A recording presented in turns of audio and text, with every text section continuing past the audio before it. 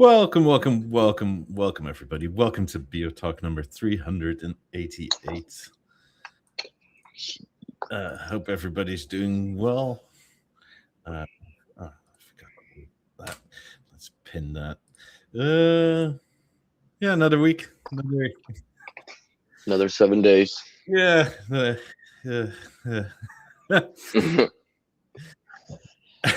Let's do some shillings, and then I'm gonna ask some questions. We go here and we go there. Go visit our friends at skinnyplay.com. Use the promo code for 10% off. They make all sorts of covers for like your A9 or your stage or BeoLab 8000s, even 50s. Tons of stuff. Nobody does 90s though. No. Those are impossible. We have those. Then go to our friends at Tigrino Studio. Similar deal. They make aluminium covers for like the 8s and for like the theater and for the 28s. They also do other things. They make your A1 look like a mini A9. So get one of those little stands. Use the promo code for 10% off. Those are cute. We have buymeacoffee.com/BeoWilly. That'll be our super chat for the foreseeable future. And thank you, Jared's Place of Music. Thank you once again, brother. It's very hard to watch this live when you're in Australia. Mm-hmm. But happy Monday. Yeah. So if you want your question and or topic answered guaranteed, then go give Willie a coffee. We have Steve, soundheavenly.co.uk or .com, whichever you prefer. I think they both go to the same place. I think so too. And buy the best cables your B&O needs. That's that. So, and come join our Discord if you haven't yet already. That should be a no-brainer by now. Yeah. It's so omnipresent, I kind of forget to mention it sometimes. Mm-hmm. Yeah, I'm sitting on it every day just to see what people are asking. So yeah, because it's a good knowledge base, and you for sure will get a quicker answer than B&O will provide you. Mm-hmm. Yours, BeoSound 1 is what? Gen 1 or Gen 2? It's Gen 2, right? BeoSound 2 is Gen 1. Or yes. BeoSound 2, Gen 1. Do you have problem listening to, let's say, like, or have you tried listening to the radio from it, join it to, let's say, the basket A5? Not recently, but I don't have any problems that I'm aware of. Okay. Because I've came across that, and I'm having the issue on my BeoSound 2 or BeoSound 1, I guess. I always get confused with these two things, man. No. Well, I mean, it's in the kitchen, right? So I tend to have it on by itself because, I mean, the A5, if it's inside, it's literally on the other side of the kitchen. So it's kind of... Yeah, because the title got fixed. So ASC platform now, at least in beta, can play properly. It works. The weird thing is you can only play one song at a time, and then either the title takes over on its own, like I guess equivalent to Flow from Deezer. Little different still. I guess I haven't spent enough time to build the algorithm of what I like, right, for it to know. But Beo Radio now drops out. Do you think it's into the Avant from the BeoSound 1? If I listen to Avant, join the Avant. If I join the Avant with the theater, it's fine.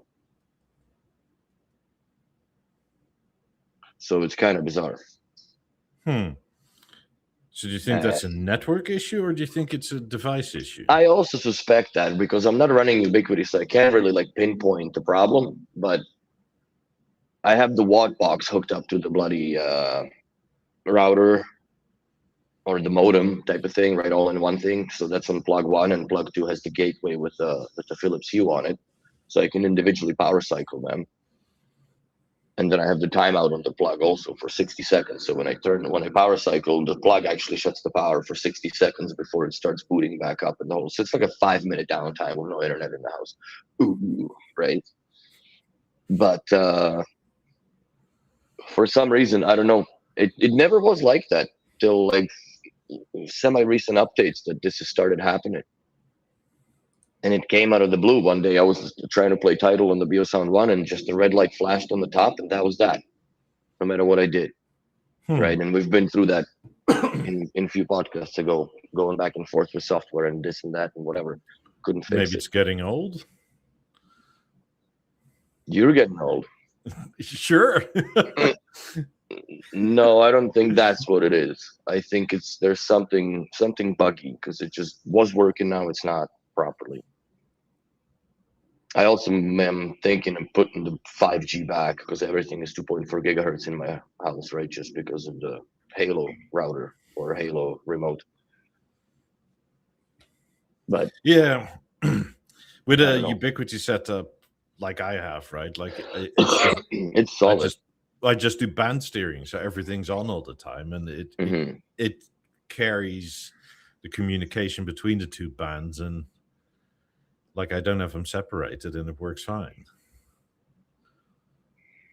Yeah, I think the problem is that, well, right now I'm just going on a router that I don't know how long it was before it was installed in my house to begin with, right? Because it's an ISP router. But hopefully I'm not going to be suffering with it for much too long anyways. Is there a way to enter that and see if there's connected devices, or if you can like reset that list or something like that? Vincent is very particular about his access to things. What's the freaking router's called? Dude, it took me like a while just to find where in the hell is the 2.4 and 5 gig toggles, toggles, for God's sakes. Because they lock it down, right? They don't want you to mess with that. So, and I also think it's the possible interference from all 16 or 20 units plus stoves that they have their own Wi-Fi access points blaring around. Yeah. Because you need your stove online, right? Of course. Otherwise, how do you know where your chicken is? Like, it just makes no sense to me, these things nowadays. The internet of everything. I just dread the day that you can't buy a normal fridge other than the one with the display. Yeah, my washing machine desperately wants to hop on the network all the time. Oh, really? Yeah, because you can set your own downloadable washing programs, right? Like you can make it that it scrubs more or it spins more or God knows. Yeah, like you're gonna sit there and tweak the fucking washing machine. No, it's normal all the way or delicate, and the rest I kind of don't care about. That's it. Same here. I don't know how many presets people run, but I don't run many. And if it's not good enough, it just goes in it again. So exactly, that's it. Run a second cycle. Yeah. So it's I don't know. It's kind of silly. I think even our dryer has the ability to join the Wi-Fi, but like, why? No point. No. Also, with the BeoSound 1, when I connect the BeoRemote 1 to it, since this podcast is more or less about can we have a new remote, please?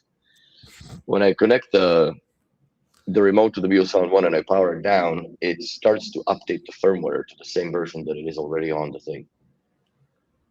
And do you allow that or do you stop that? Well, how do you stop it? I don't know. You can't hit back or anything. It just says 1%, 2%, 3%, right? And it just keeps going. Maybe you need to do another factory reset. I think what I should do is what I haven't done, and I preach that shit, is do and reset it 3 times in a row. Yeah. Just completely nuke it, because it is weird. Because I've had before that your remote updates, right? And you go like, huh? I thought it worked. And then it does it again. But after 2, maybe 3 times, it's kind of done. It doesn't Yeah. continually keep on happening.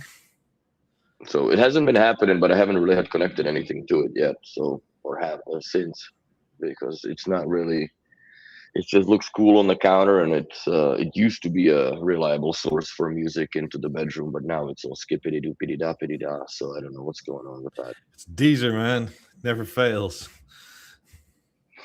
Yeah, I do like the sound quality of Tidal much more. Plus, I like the utility of that you can watch the music videos, and I now more or less go to bed with Tidal on the Apple TV. Because I don't know, it's funny that you get these red warnings on the Avant saying this cannot be played in Dolby Atmos because the TV doesn't support it. I'm like, I know, it's just stereo. So you need to buy a Premiere. I thought about that, quite honestly, but that's not gonna happen until I get over there, because there's no point to carry more boxes. No, but you sell the Avant or give it to your mom. And then the Premiere is just a little box, right? Like shipping would be quite expensive to Slovakia, to Calgary with for the Avant plus the wall bracket. I think I'm looking at like $700-800 probably. And then the risk of does it make it there in one piece? But I would get the original factory box, right? Which also is another cost to it. Well, before you come down, surely you need to see your mum once more. Yeah, I was planning on going there sometime within the next few months, because I also need to fix her Lutron. Yeah, so maybe drive over for once and take it with one. Fuck, dude, that's 4 days across Canada. Okay. That's 4 days. I'm not doing that. That's a lot of time. 4 days across Canada. If I do that, I'll just freaking sell the car in Calgary then. But that's too far. No way I'm doing that. If I'm gonna go there, I'm gonna fly, which I'm gonna lose my mind with my luck with the airlines. So how far is that? I don't know what that is in kilometers, like 4,500 to go to Calgary, bro. Come on, Google Maps, why are you being slow? Share it with the class so people can understand why I really don't go driving back and forth, man. And Ontario is the worst province, man.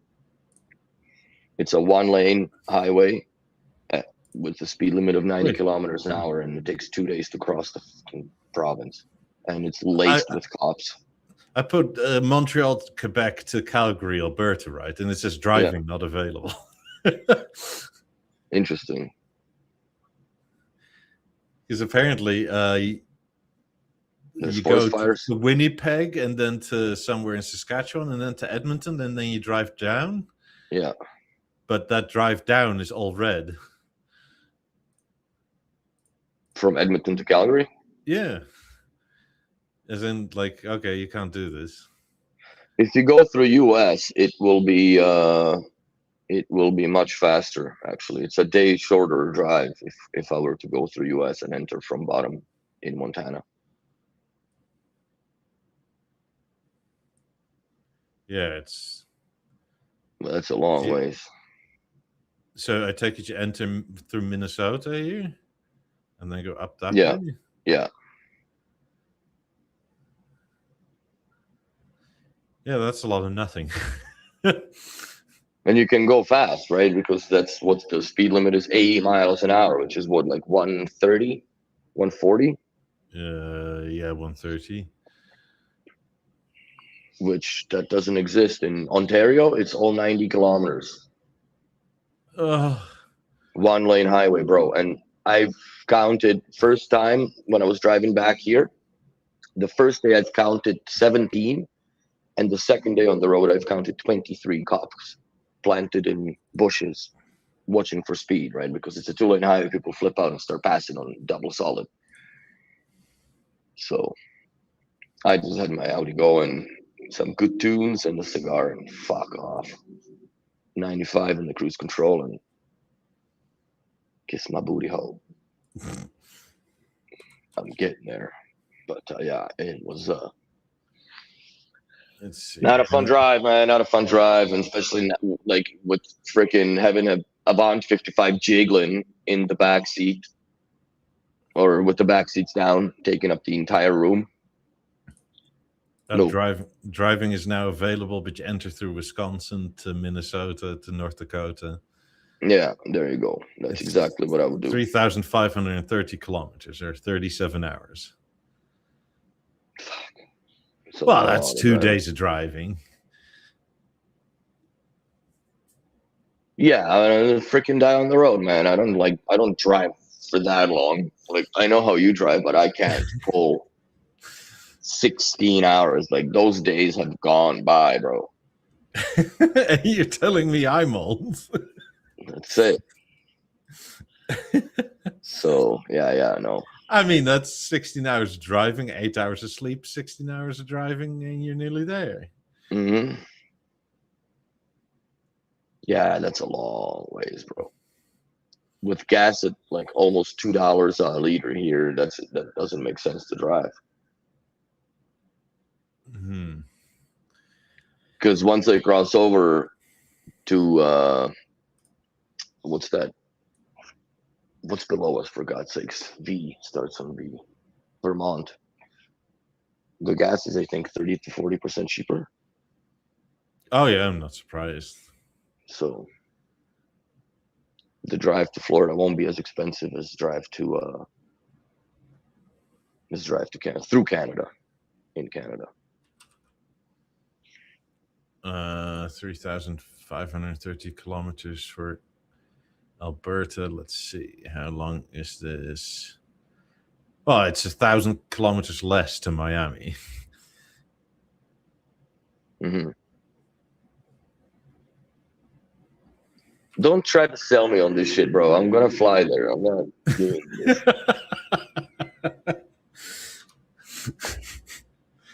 I love driving, but not as much as I used to. Let's just put it that way, Carlos. There's no way. So.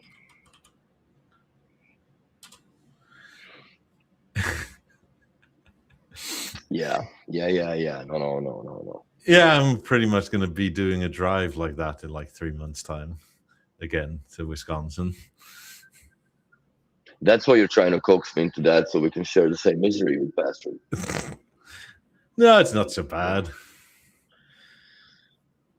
Yeah, I mean, but also the highways are much wider and a little bit less policed in a speedway than in Canada, right? Yeah, that's still crazy to me, is that you see next to no cops here on the road, unless you're, I don't know, near schools and shit like that. Mm-hmm. We're here, they just hide in the bushes, right? It's sad, but that's just the way that we live. I mean, they do occasionally, right? But it's once like every 200 kilometers or so, maybe. I've seen, when I was driving to Florida, I've seen maybe, if I count correctly, maybe one per county. Yeah, something like that. Beginning of the highway, right? Just in case there's a chase that they can just hand it over, I guess.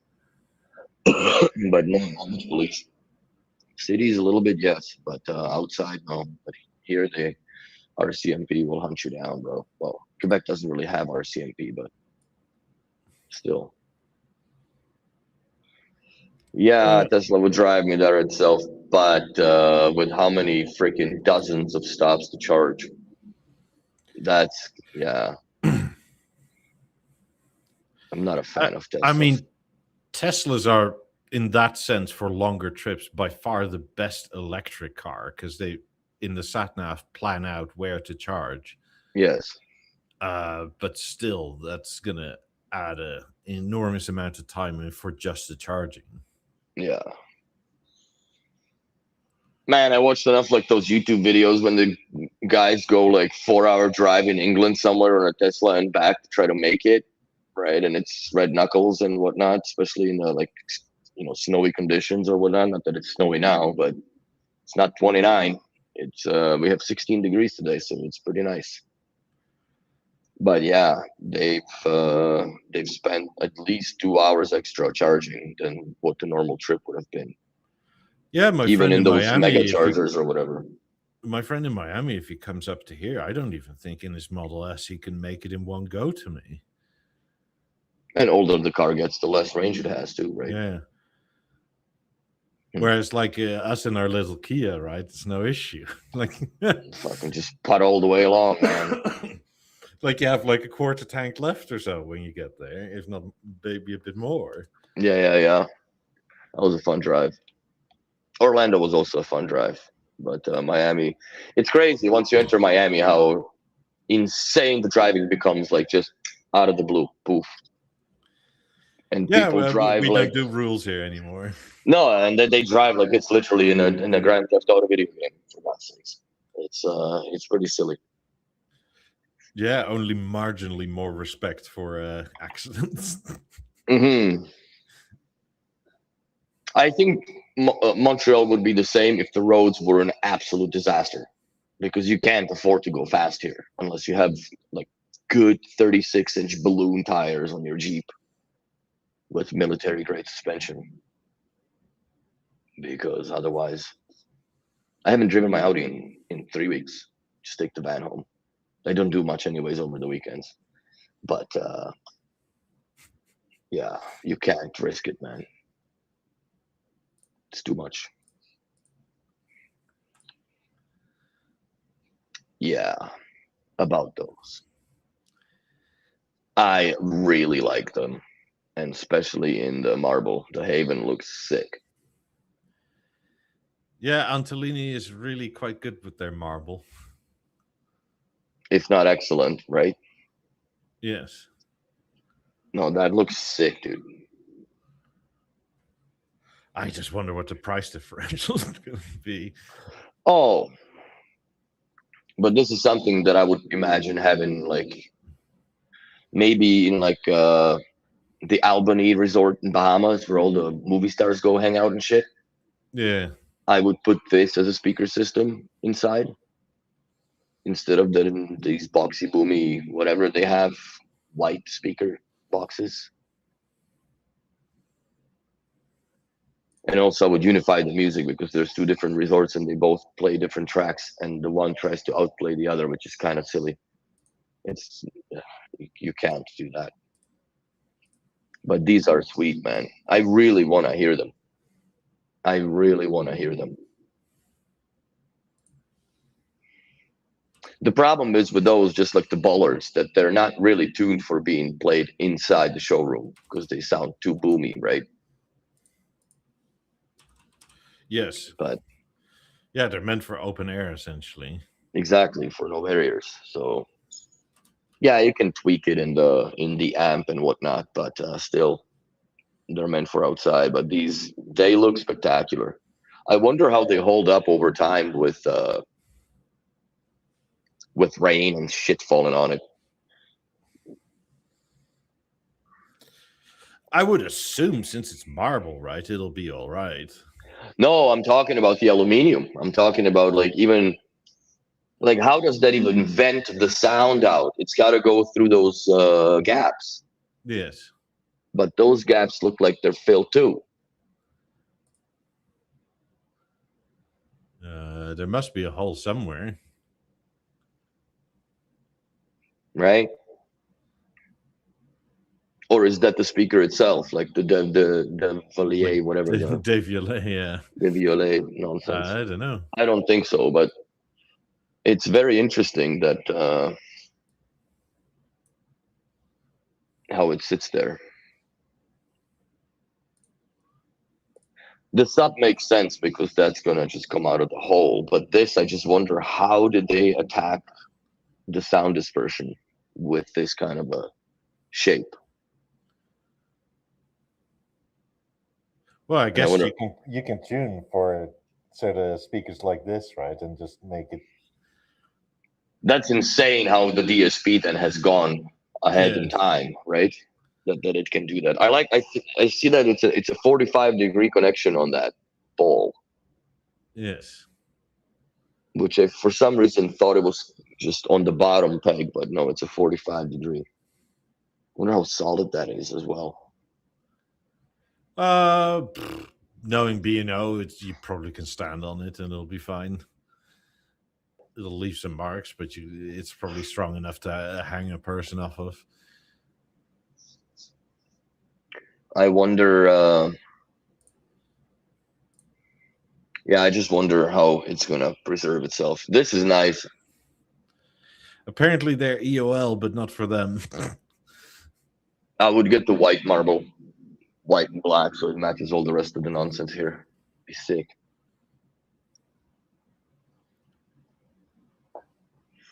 But I think with that you lose the screw-in hole for adjusting the level on them. I think because it's just going to be a marble slab with the one hole in it where the screw goes through. I mean, this does look very nice. I like the shade. It's like a saw blade. Yeah. So there are gaps, obviously. Yeah, there must be. Yeah. I mean, there's another, that might be the cables, but there seems to be another point here where it's attached. Yeah. I think it's got 3 points of attachment. One on the bottom, one in the middle, and one at the more or less top. I mean, if it wasn't Dude, they look ridiculously so good, man. Jesus Yeah. Christ. They look so good. I would be perfectly happy to have this near my pool area or something like that. Oh, dude, that'd be baller, man. But it's probably inordinately expensive.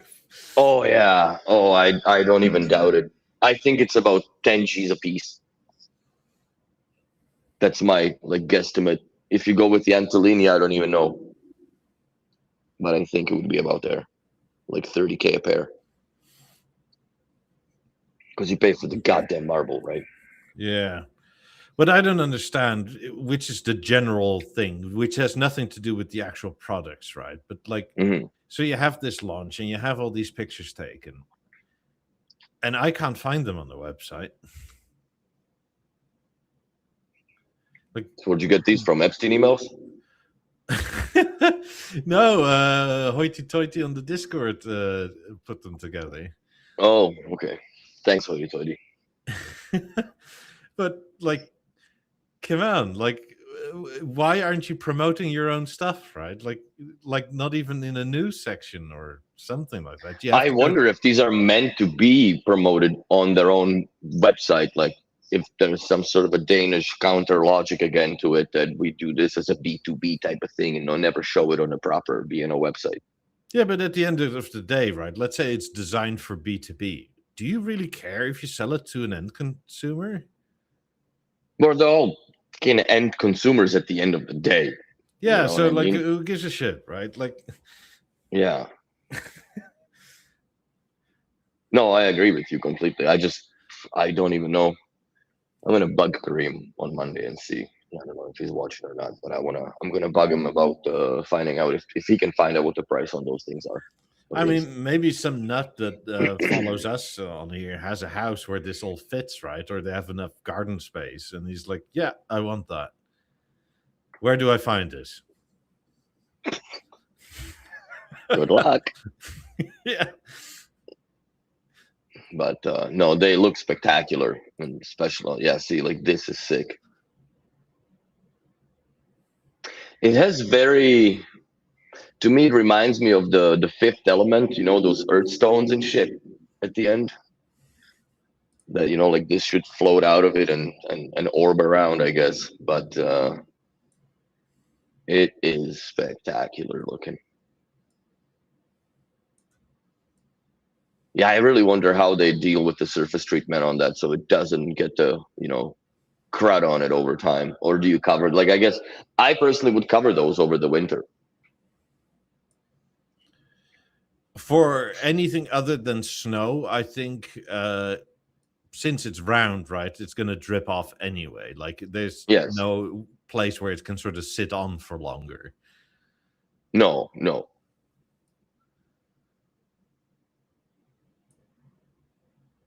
Yeah, nice, a little down the chin in the middle of it, going with the dirty water. I mean, I have no real desire for outside speakers, but this sort of stuff does make me think Mm-hmm. No, definitely. I can get in a fight with my neighbors. Oh, dude, this would just by the looks of it, it wins on the whole street you live on, not the whole block, maybe. Yeah. That one's cool on the front or on the wall bracket. Like you see, it's got the front as well. Yeah. The circles going through it, or it's just optical illusion. Very cool. I mean, you have this one just sitting here. By the lily pond. Yeah, man, they are spectacular looking. I must admit, I really like the way they look.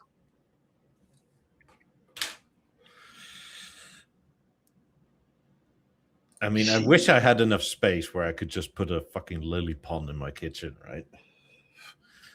And not care, like.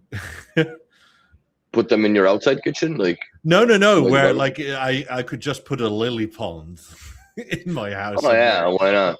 And not care about the lost amount of space because it's minimal. It's just, and then the cost of lilies to get cut every, I don't know how many oftentimes. Or does that grow in there like that? Well, these I guess. seemingly are water lilies, so they could probably grow in there. These lilies, in the US are inordinately expensive. 100% not available until close to the end of the year. As long as they become available, I think that's the catch-22. But then again, I don't see how you couldn't have an artist just take like those black chassis and paint them whatever, and then you insert that bowl back and you have a custom piece as well that matches your garden per se. Put a camo wrap on it. Fucking the tree camo, that's the one. Yeah. You gotta go with the tree camo. Fuck. One way to not ruin the speaker. If nothing else, right, in terms of a display, like, holy shit, they went above and beyond. Mm. But it really communicates very well how high-end this is. Yeah. In my opinion, like the setting for that is exactly how I would imagine it in a garden of that caliber. That's the speaker that it is. I really like those wall-mounted ones. Same. Maybe we can use them at Atmos speakers at some point. That'd be cool, man. I don't see why not, because I'm sure whatever amp is powering it has a power link connection to it. Yeah, well, if you have them at some point, I'm gonna get some magnetic googly eyes and put them on it. I wonder if it would stick. Probably not if it's aluminium.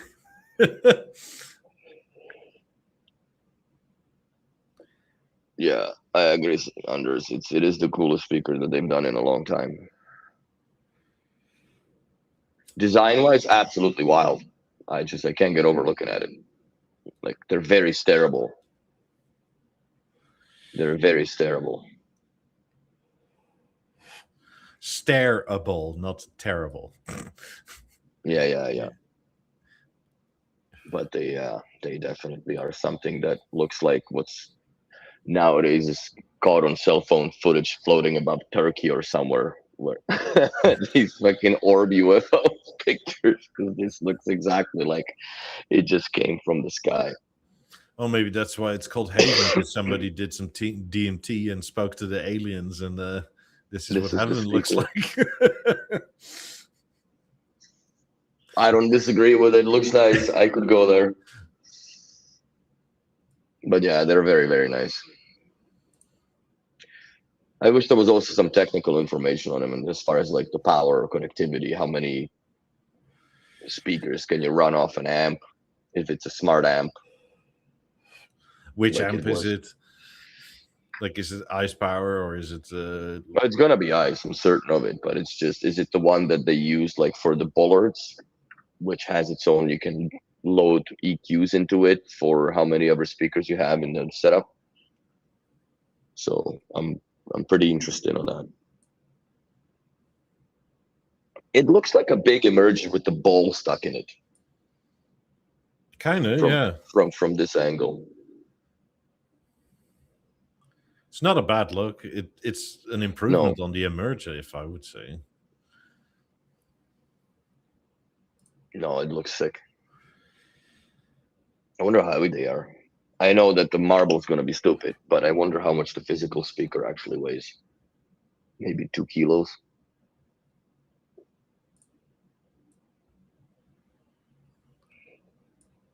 Yeah, I don't know.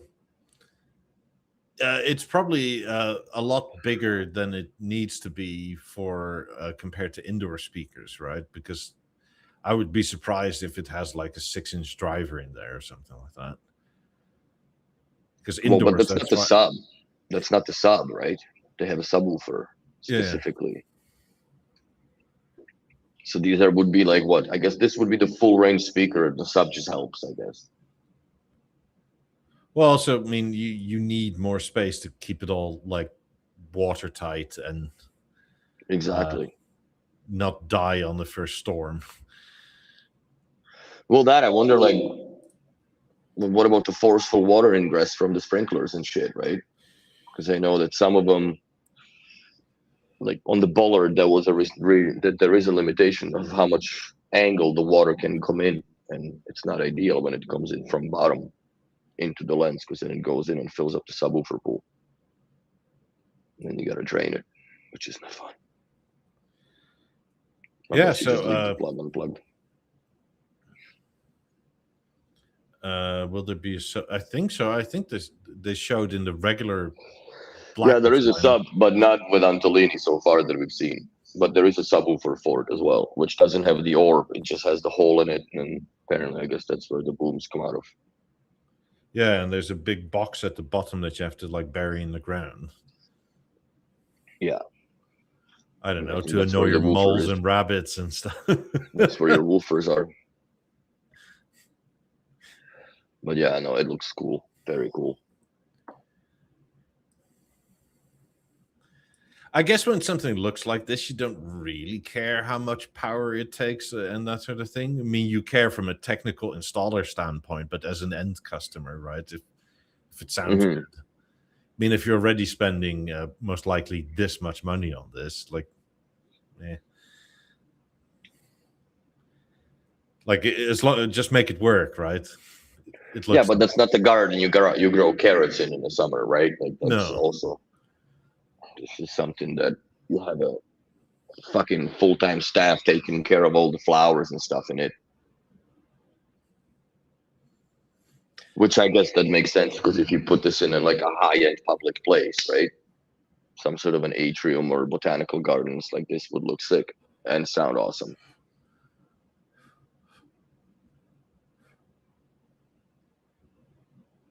Yeah, I know quite a few gardens around here, public and or private, where this would work quite well.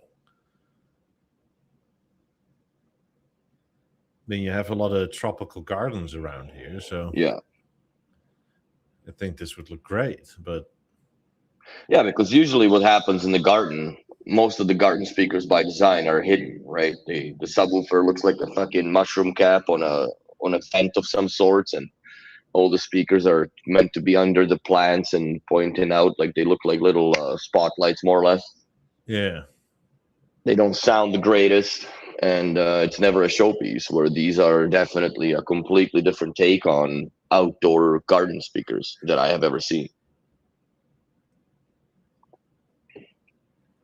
And I've seen a lot of speakers here, and a lot of them, the most popular, fucking terrible, the rock speakers.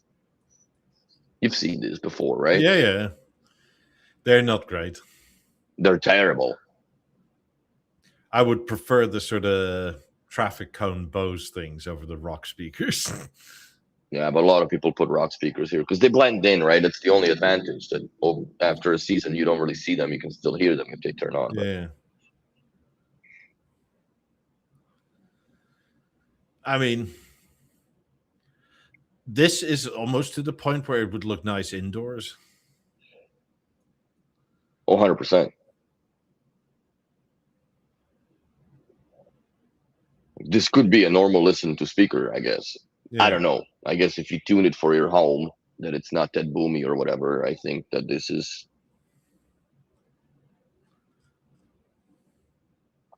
It's very nice.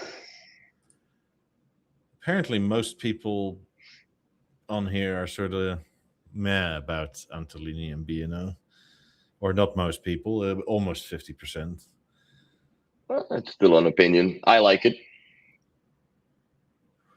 I like it. I don't think I would pay the money for it because I don't even have a garden to begin with, but I like the look of it. I like where they're going with it. I mean, it is in realm with like this sort of thing for the very high net worth individual and or hotel thing. I don't mind, right? Mm-hmm. Because it's not like anything else where they just, I don't know, grab a Beolab 50 or 90 and change the colors a little bit. And then somehow it's 2.5x the price. Yeah. No, this is a brand new, fresh product, which I like. Yeah. I like very much. So yeah, there's that. Good stuff. Wait. I kind of wonder how you would control it other than the app because you have no choice. There's no remote that would ever reach. Yeah. Unless they would make a Wi-Fi connectable remote, which that would make too much sense, I guess. Wait, there's 2 more or 3 more pictures. Okay. This one, obviously. I could have this indoors. I would mount it under the patio where we sit outside. Yeah. I mean, if I want to be By the pool. pleasant to my neighbors, I wouldn't even have a subwoofer outside. You probably don't need it really anyway. Or at least maybe.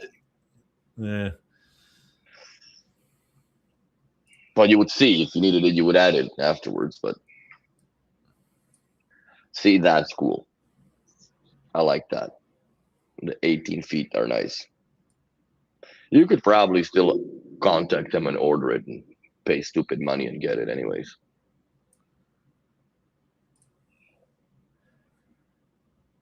Yeah, I mean, it's so sad, right? That Beolab 18s are still such gorgeous speakers, and I guess we've decided we're done with them.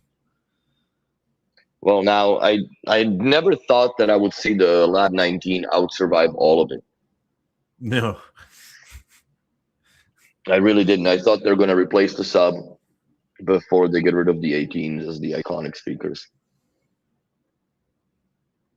Yeah, in that realm, it's kind of strange. Maybe they made too many. Like they made a sub for every set of 17 and 18s they made, and they're just sitting on a bunch of them. Yeah, but a lot of people bought subs. I remember back in the day, just bought a 75-inch Avant with the 19. It was more than enough for daily use TV. Oh, for sure. I've done a lot of sales like that where they just added a subwoofer to the TV, a pair of 18s as rears per se or whatever. I played with a triangle system set up long before it was cool in the theater. Sandeep says these will probably go in 5-star luxury hotels and likely nowhere else. Sure. But if you are going for the very high net worth individuals, right? Like the Alicia Keyses and whatnot, if you remember that house, they have an enormous outside where this would work perfectly. Oh, yeah. I mean, a lot of these very high net worth individuals essentially live in hotels. It's just that they live there with like 4 people. Yeah, you have staff on and everything else. It's going to be the same thing in the Bahamas house. I mean, somewhere near Orlando, there's one of the biggest houses in the country, if not the world, right? Where it's not a castle, but I think it's like 90,000 square feet or something like that. Is that the $1 billion house that they're building? No, this is already built. Some dentist, I think, houses. Jesus Christ. Yeah. So it's like you have a bowling alley and a proper cinema in your house, right? And then something like, was it 16 or 18 bedrooms and 20 bathrooms? And The amount of money you'd have to just pump into that place in furniture Yeah. is insane. Like even Let if you alone do it through maintaining it. IKEA, right? Like it's still an enormous It's still an amount of money. enormous amount, yeah. Like not this crazy designer stuff. But yeah. No, the was it the $1 billion home is also near Orlando somewhere? Well, I don't know apparently what. it's down the street from the shop, right? Yeah, Like it's supposed to be down that lush area, whatever the heck it is. I don't remember the name of it. But yeah, $1 billion. I can't even imagine what do you put in the house for that much money? I would hope that essentially like Antolini marble is the floor. It's like the whole actual structure is essentially a bloody bunker Oh with yeah. enough Tesla power walls to be self-sufficient if the power ever goes down. Dude, like if you go with $500,000 worth of electronics, that's only 5% Yeah, of the whole cost. And normally it's recommended to do 10% of the cost built for automation if you are into it to at least reserve that fund. And if not, just conduit and pre-wire before. So once you recover, you can start putting stuff in.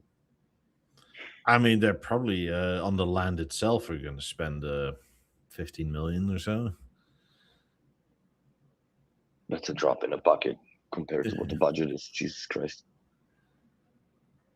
Well, yeah, they'll probably that's have something silly like an 8-car garage or something like that. if not more.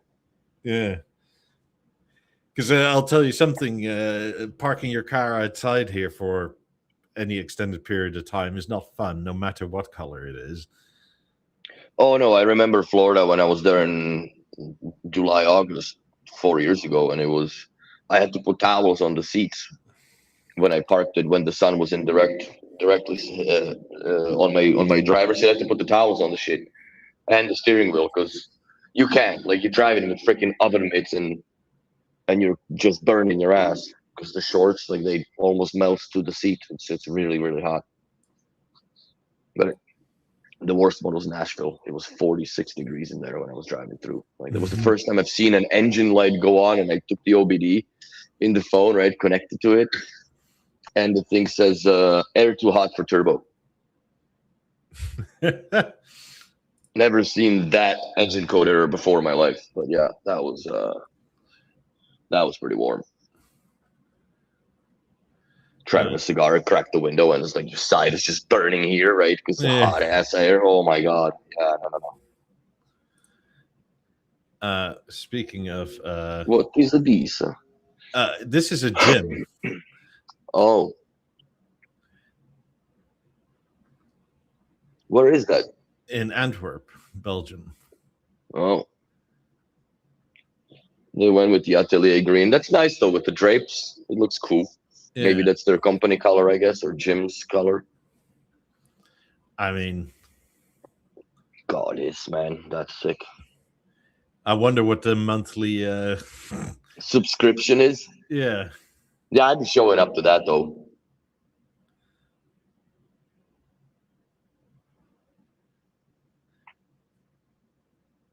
I'd be almost afraid to sweat in this place. Yeah, but that's. I think you're overthinking it. Talking about balance on a what is that kind of a table? DJ table. Oh, it's a DJ table. It's sick.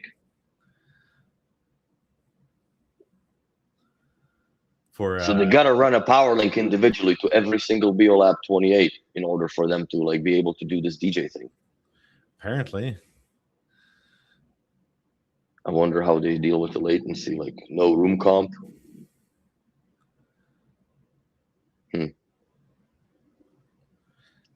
That's pretty epic. I mean, yeah, it's an old chapel apparently. Converted into a gym. I wonder how they deal with the echo, man. Holy shit.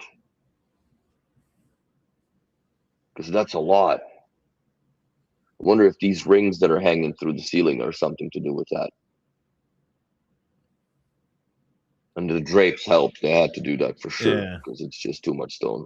I Plus mean, everything, I guess it's a soft surface more or less on all the machines, right? Those that padded mat, whatever. Maybe that eats a little Yeah. bit more than that helps. I mean, 28 Mhm. for the downs, another 28. Lots of 28s.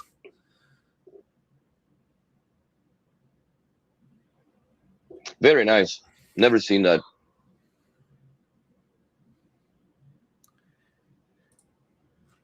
Apparently, there's a gym like that coming around here in Montreal with 50s in it.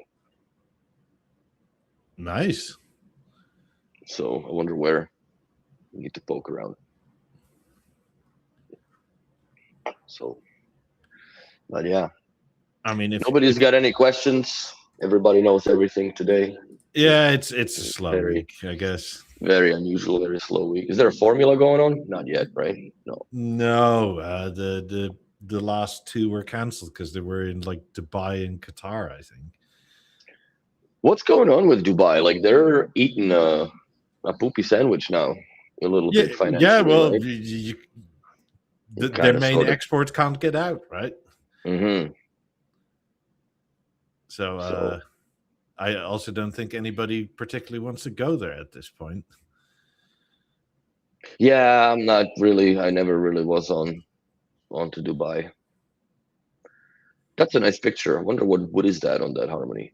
That looks pretty cool. It's a yacht. That's in a yacht. Yeah. That's pretty ballsy to put a freaking Harmony in the yacht. I guess you put some beams down and you drill it Well, down. you screw it in. You screw in the 28s. I wonder how they did that. If they had to get some special adapters for it, because there's no way this will stand upright on a yacht. But that is pretty slick.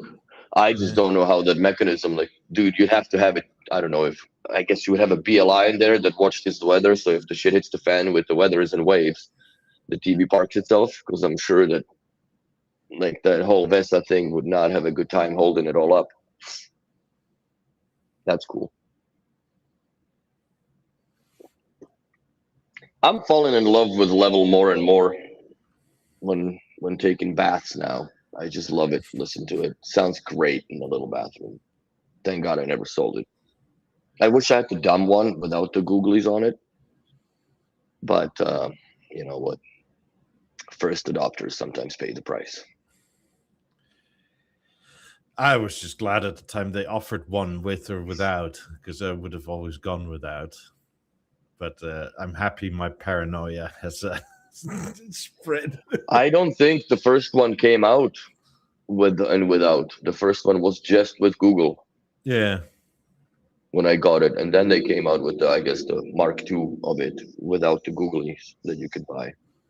But now also you gotta watch it when you're buying levels or A5s that the power supply is no longer supplied in the box. You have to buy it separately. BTW. I don't know if you knew that. No, but That came out like while back. I was still involved with BNO when they were talking about it when the A5s came out. So we just always order them with the power supply, but you can buy one without, which I don't know why you would do that. I know everybody has a lot of power supplies, but for me, like if I'm buying a product from BNO, I would buy it with the power supply provided by BNO, knowing that that is exactly what it's been designed with.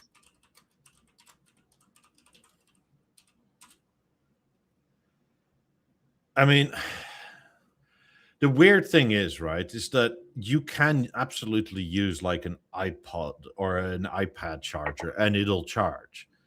The problem is that an iPad charger doesn't supply enough 24 volt for it to be used as a DPL speaker, I don't think. Yeah, I think you need to go up to 76. We've looked at that the other day, didn't we, on the podcast? What the Yeah, outputs because were of those power it supplies. needs to do something like 24 volt, 1.5 amps or something like that. Which is why you have that particular charger. I mean, it'll charge, right? Like, that's not the problem, but you can't charge and use it like that. with anything lesser. I guess like an Apple laptop charger would do it, Yeah. but that's a little bit more of a brick. It's bigger than what the B&O one comes like. Well, the most of thing the is, time. certain anchor chargers will do it as well, right? But the Yes. 24-volt line is almost never ever mentioned. Hmm. So even if, because I was looking at one a while ago for the A5, because I have a Euro one, right? But then do I do adapter on adapter to like get it adapted, and then it Yeah. sticks out like that far out of the wall, and it's like, make it stop. So I got one, and I was looking at even at like 60-watt bricks, and it's like, these aren't actually good enough because it needs to be, was it 48 watts on a singular outlet, Hmm. which is kind of uncommon, right? Because what do you charge with that other than laptops? But then you get a laptop charger, but then like you have the inverter on the cord, and it's like, okay, so I managed to find one, but it was a bit of a faff. Hmm. Yeah, everything that I have plugged in on from B&O is on the B&O charger. All the pads, and what I have, one emerge and one level, right? They have their own. But yeah, MDI 800 says, I just got a BO6 remote to control my Sound 5. BeoSound 5, yeah. Was wondering what kind of other things I could control. How long do you have? And do you My have the question software? is, do you have the software, first of all? If you do, then you can play with it quite a bit. However, if you are adding things into an already existing program, I highly recommend just starting from scratch, because you're going to develop fucked up bugs and buttons will start hopping all over the place. Oh, the good old yesteryears of BO5 and BO6 programming, my friend. So yeah, you could do that. You could, if you have a BLI, or at the time it was BeoLink Intelligence, you could BeoLiving Gateway, or BeoLink Gateway, that's what it was. Yeah. You could put lights and control commands to it. You can control your download a curtains, bunch of icons, that you can make them so they look like whatever they are. I used to have it. It was pretty sexy. I just with these new computers now, I don't have the drivers to actually work with them. I found out the hard way. I was trying to fix one for the client, but there's just no way. I have one that I tried, and I have the default program on it. The coolest thing about the BO6 with the BeoSystem or BeoSound 5 is if you go into the service menu of the BO6 and you input the IP address of the BeoMaster 5, you will get the currently played album art in the remote control display, plus 3 more suggested, like the mods tracks that you can tap on, and it just takes off to another tangent, which was fucking cool for 2011, I guess. 2012 is I think it was when the BO5, BO6 came out. Speaking of that charger you were talking about with the level, with USB-C power supply, $2,250. Without is $250 less. What the fuck, man? That's insane. Like, what? There's no way that is a $250 charger. That's a high B&O tax on that. Like, what the actual fuck?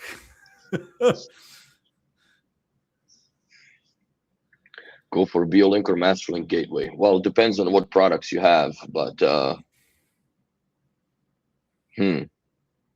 I'd probably go with a BLI and an NLML converter to shoot stuff down the line.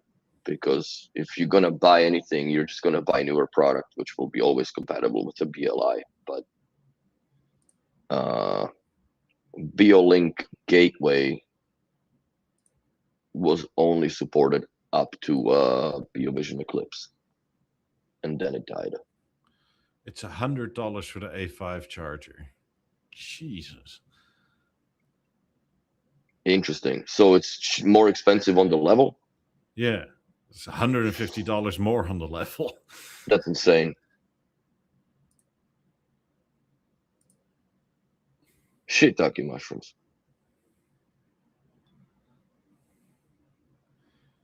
That's a good question, Sandeep. Does the new remote need a numeric keypad? I don't think so. I don't think so. I think that the keypad should be replaced by a little bit of a larger screen that keypad dynamically comes on if you do need it. I think that the way that we consume television nowadays is a modern era. The numbers are more or less obsolete unless you have them in your password, so it's easier to put them in on the LG screen because you can just put the whatever numbers. But I don't know. I would make it something on a style of a Control 4 Halo remote. If you can Google that, Mikey, and share with the class what it looks like.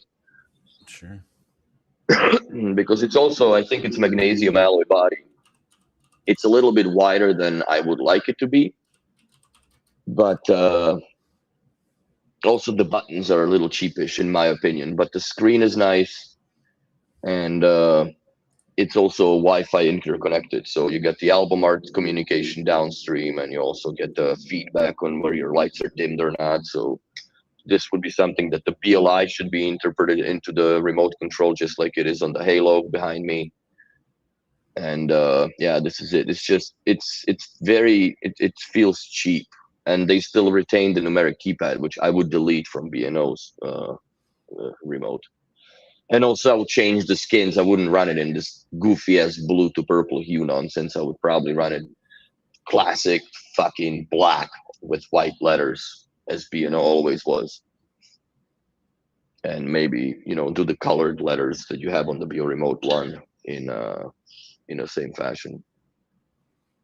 Yeah, the whole numerics, you can just chop that off. Like, you can even have a drop But down. you can have it in that's what I'm saying. You can have 10 digits replaced by just one that says, that would just have an icon of a calculator on it, right? Yeah. Type of thing that you just press that, poof, there's your button. So you can now choose your favorite preset stations and whatever, which I don't think really makes sense. Because if you have TuneIn or any other service and you have an account which is logged in, so you're logged into, let's say, the C4 processor, or in our case would be the BLI, right? And with the B&O radio, those favorites are already communicated there, so you can just browse through them. You don't really need to put them on the hot buttons like 1, 2, 3, 4. That's more or less relates to the ASC platform, like the BeoSound 1, 2, and Alt Core plus the stage. And I think the harmony would work in the same fashion. So you really don't need the buttons, or sorry, the number buttons. Apparently, Control 4 actually thought of that. They call it the C4 Halo Touch. Yes. So bigger screen, no numerics, because it's just not needed. And then you have all your services there. Like I said, I would just make it more dark mode-ish, right? Maybe have all the icons monochrome. Touchscreen, of course, and yeah, come on, we're near a savage battery life. You need to have a savage battery life on it. I mean, we're like 64% to 2030, and we still don't have a main remote with touchscreen. Like, how long have we had touchscreens? Like, was it the BeoLink 7000 essentially was a giant touchscreen? Yeah. Remote. Then they gone away from that with the BeoTalk, and then they reemerged back with the BeoTalk. Yeah. Which was a weird way of a touchscreen, because it was a touchscreen with the squish, that the screen was actually suspended in like these. I show you. So when you press the button, like the whole thing just went down a bit, you see? Yeah. Where the BO6 doesn't have it, it's just a larger screen. And it's more touch. Like, this was way nicer to deal with for putting in passwords for the Wi-Fi and also the IP address of the BeoMaster at the time. It's good times. Honestly, I think they can just look at the BO6, right, and make a BO7. I Like- would not oppose that one bit, bro.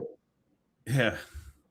Like, I mean, this was a perfect solution. The only thing that was killing it was the software that they've designed to program it.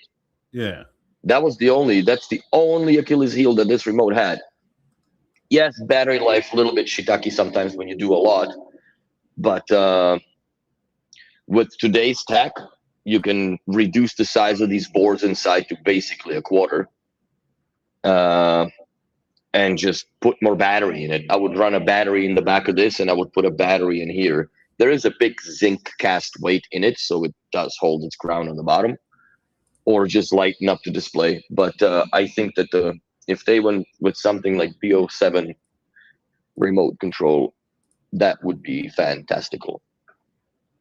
See, that's something that I'm imagining from B&O, but not that goofy ass joystick in the middle. We've done that with the BO4. Fuck it. No. That's a bad idea. Bad news bear on that. But I like the presentation of it. Except the Adele. Fudge everywhere. Never mind, right? Well, she found somebody like you. Oh, the pain. So this I like, not the knob. The knob has to go. That cannot be a thought process in B&O as a design anymore. Knob has to go. Because I find, especially women with a fucking long ass nails, that they do it with the nail more than they do it with the thumb, and it pops off over time. I do like that this thing has spacing between the buttons, and Yes. instead of like the Be Remote 1 where it's all one plate of buttons. Yes. No, I do like that. That's very BO4-ish. I mean, if nothing else, right? It's so much easier to not look and use it. Mm-hmm. I mean, similarly, right? Like some space, especially in the off and pause button, would be nice. Like if there was just a tiny space and nothing, because you could just feel it, and like you could not always turn your fucking TV off when you just wanted to pause it. And then you're back to the app quickly. You know, hate it.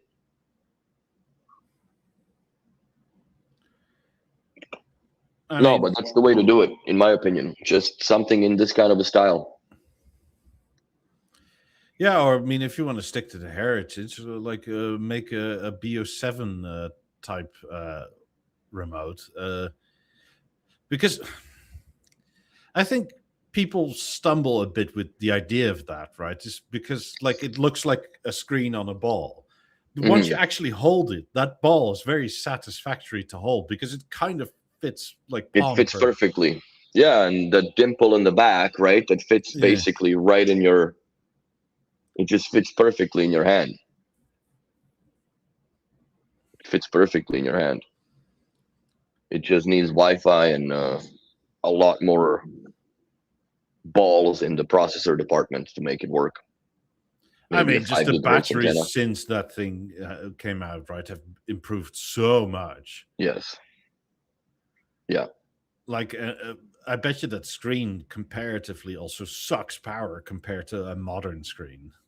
Oh, 100%. Well, it's an old school LCD backlit display, right? So those LEDs burn a lot, especially in a brighter day, because on the back of it, they still have a light sensor, if you can see that right there. So that constantly measures light around itself and dims accordingly. Also, it depends on how long you assign the retention of Wi-Fi connectivity after, you're not using, let's say, the net music source and whatnot. But that, I think that they should revisit that remote. It was perfect remote. All the buttons were backlit. Yes, if you had hardwood or marble floors or whatever and you dropped, the screen got fucked up. Like I've replaced a lot of those screens. But it was such a great remote. It was one of the best ones they've made. I'm just looking around a bit. I don't think I would go down the wooden faceplate or wooden remote of any kind, because over time the oils from your hand will just ruin the wood and it'll look like shit.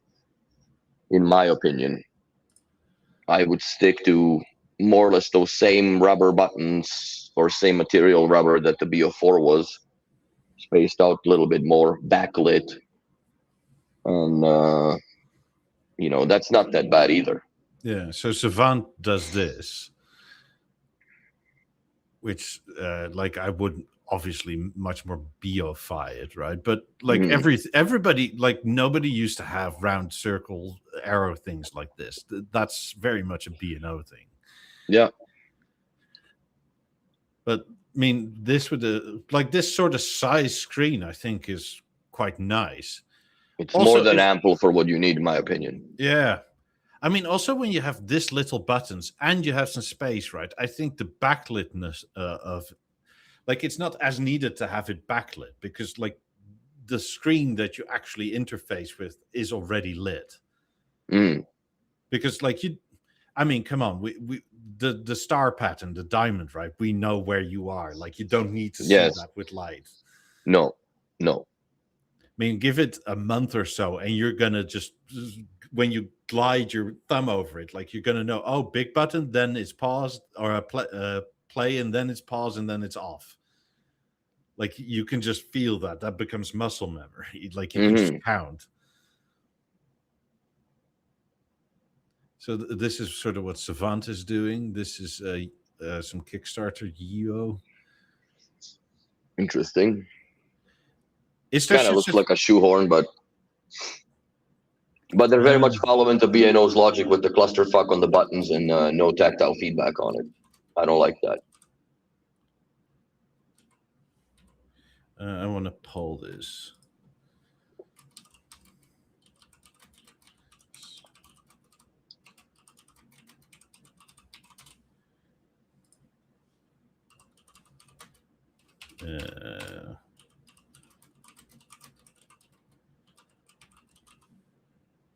What are you polling?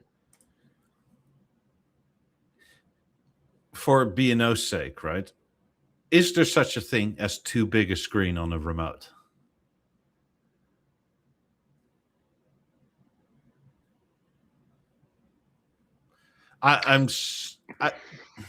Aesthetically, right? This looks almost too big to me. Yes. Mainly because it has buttons.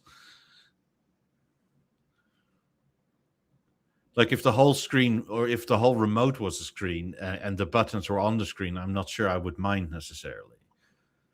But like this, I don't like the layout of this remote. It's the buttons are too clustered together. Like, yeah, there is a little bit of a dimplage between the up and down for volume, but like that whole diamond is not a good idea in my eyes.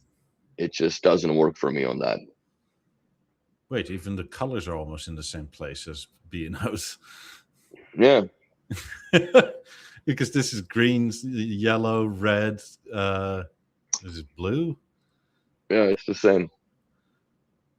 It's exactly the same. Maybe B&O unknowingly standardized that, because I've seen it on a bunch of remotes that it's in the same pattern. Yeah, I found this. I'm not a fan of. I don't like the design. I don't like the bottom rounded nonsense. Yeah. This, if it moves up like that, that's cool, but it doesn't. So that looks like a fucking telephone. Yeah, it looks like a landline phone, bro. Hera. 5, 6. Yeah, this 1-star Google review.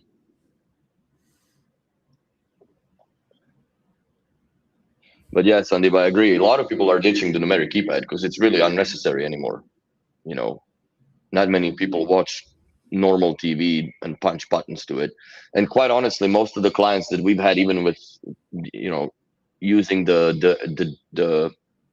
DVRs or whatever the hell, right, from the TV providers, they set up their few favorite channels that they constantly watch, and then they just scroll between that. You don't really punch the numbers. Yes. Also, since ever, right? Especially with LG integration, you can move your channels around. Yes. Like, there's no reason to keep them in the way that your satellite or cable provider wants to keep them in your box.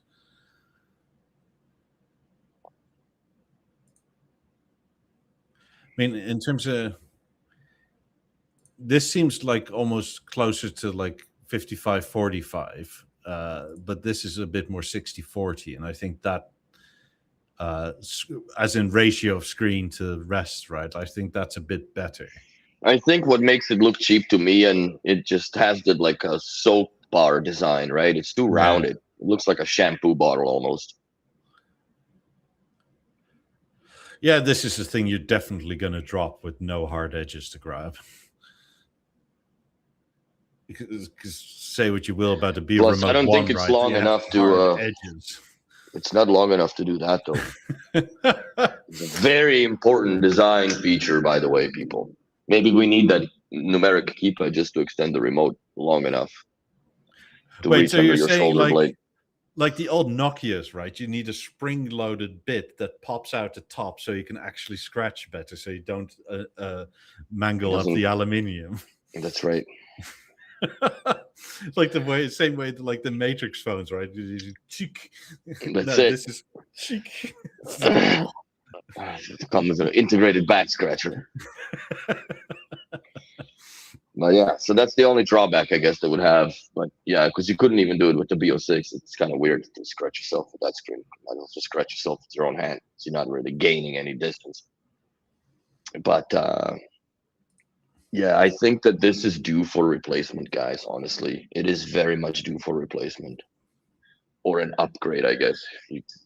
You know what? Leave this be as a cheap option if you guys can still get the screens, because I've heard rumors that the screens have stopped being manufactured. I don't know if it's true or not, and however much supply you have, but I'm sure at some point that will become true, because just like everything, including the lap fives, we're going to be running out of components for the boards to be built, to be replaced in the speaker themselves.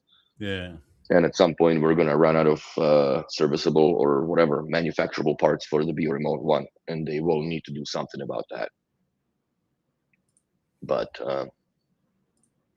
I think the most elegant solution that they've had so far was the BO6 for the remote control. This is some Chinese brand doing smart home devices, but it's... See, this is a big screen, but there's no buttons, so I don't mind it necessarily. I do like that it can be upright, and you can still get your what you call it, your music stuff, that you can see it whilst charging. It'd be cool if that was a touchpad, but I don't think it is, because what's the point? You have the whole screen. I still would prefer at least minimum play, pause, stop, skip back and forth, and the diamond with the OK in the center or select button. Minimum for tactile buttons. And yes, because you always mispress that sort of stuff on a touchscreen. Yes. And it's needlessly complicated if you put haptics back in it to make you feel what you're pressing. Yes. So that's cool, but next. I agree with you, Ed, that they should stick with the long and narrow remote, but you know what? Everything has its change, right? It's just like they've drifted away from acoustic lens speakers. They can. I don't see why not revisit this form factor again. Maybe a little bit differently and more rugged, but I think that there should be a way that they could entertain this idea again and have a remote that. There is no reason why we can't have several remotes, right? Because even at the time of BO5 and 6, right, there was the BO4 available that worked with everything. Yeah. I mean, if they wanted to, there is no reason that the Beo Remote 1 can't be the basic remote, and then you have an upgrade path if you want the fancy remote. That's exactly it. I 100% agree. Maybe build a specific app that runs only in that Beo remote, that you have basically a B&O app, but on that thing.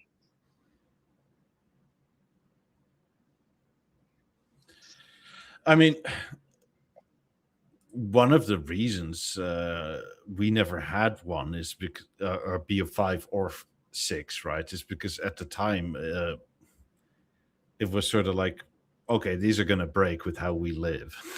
So we're just going to have several Beo4s. Well, the cats don't allow it, right? More or less.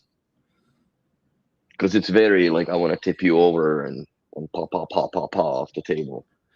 Yeah. I mean, also at the, if I remember right, like it was 250 guilders for a Beo4, and it was like 600 or something for a Beo5. Yeah, it was $1,000 remote versus $400 remote Canadian back in the day. I think at the point when I started working with Bang & Olufsen, it was 350 Canadian for a Beo4. And then this came out, I think, was 450. And now it's 600. I mean, if there ever is any issue with getting around European law or whatever, where they mandate that you must have buttons, right? Keep the Beo4 for that purpose, because you can get around all that. Like, well, we can offer you this with the buttons, but if you don't care for these buttons, we have something else. Exactly. Yeah.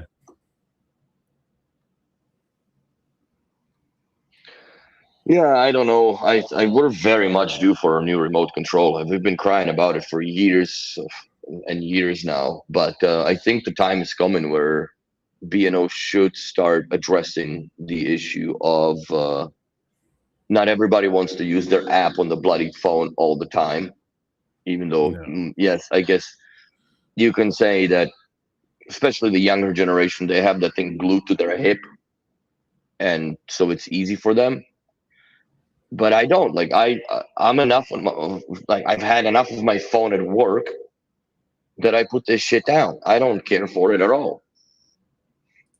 And the only reason I'm pushed to it is if I do want to listen to it from the BeoSound 1, I have to use the phone in order to play a track.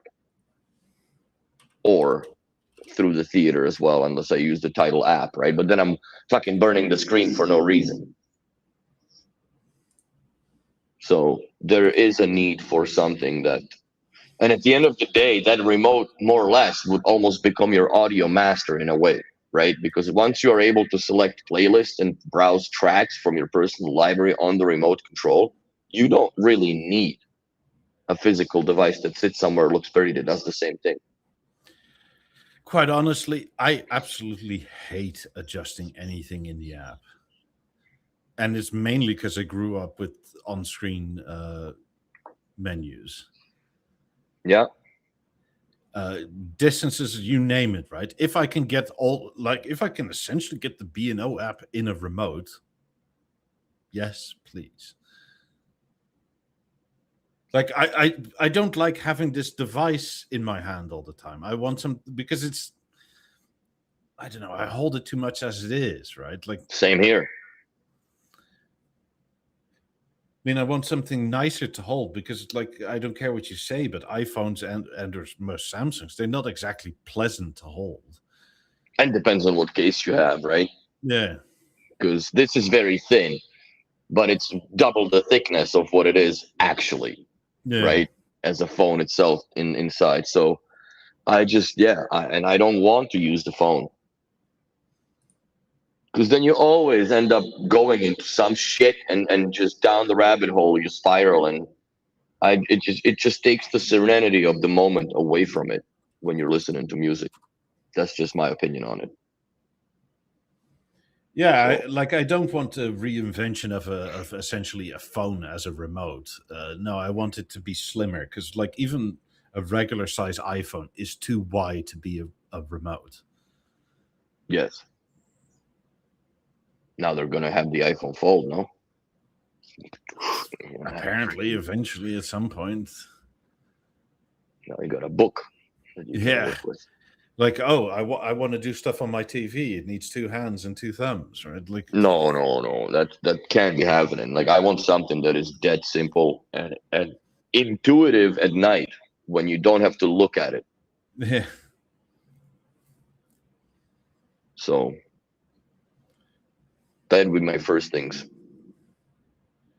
Sandy says a new stick can be a touch wider and still be stickish. Yeah, BO4 was wider. Yes. Was it? Let's see. Yeah, it's also deeper. Like, Oh yeah, no, it thicker. it was a thicker remote. I actually kind of like the weight of a BO4 more than the BO Remote 1. I mean, I know I'm in the minority, right? But I absolutely hate that bend in the BO Remote 1. I know you've been bitching about that forever since I've known you. So yeah, it is shorter. Yeah. It's But also not as it's thick, wide, definitely not as thick. and No. also not as wide. No. It's what, like half a centimeter or so? Yeah. It's like 5 mil Well, wider this- at least.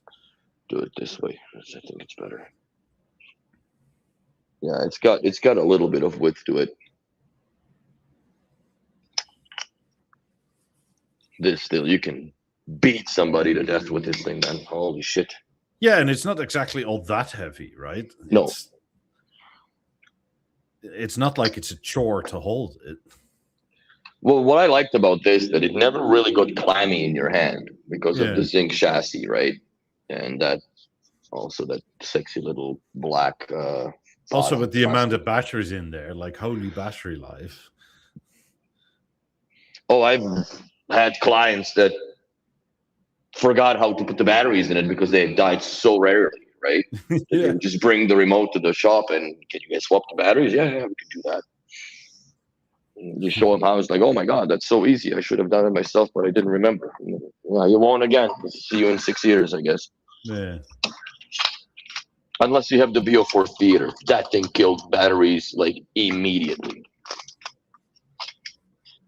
That thing murdered batteries, man. Yeah, old-fashioned backlighting. I mean, I would like it to be rechargeable, not entirely necessary, but if it's a screen type remote, right, like where it's touchscreen, you kind of have to. No, it has to be chargeable. Just design a nice cradle for it. You know, like even this as a cradle would be nice. Yeah. You know, and you park it in, but you can still pry it out because there's a little mechanism on the hit so it doesn't break out, right? Yeah. Oops, that's a little slider. But yeah, like this would be a good remote too, if you ask me. You know what I mean?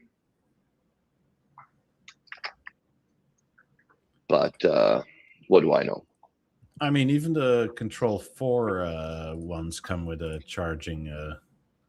Of course they do. They have a little round cradle that, yeah, exactly that. That's the ones that we did at St. Regis.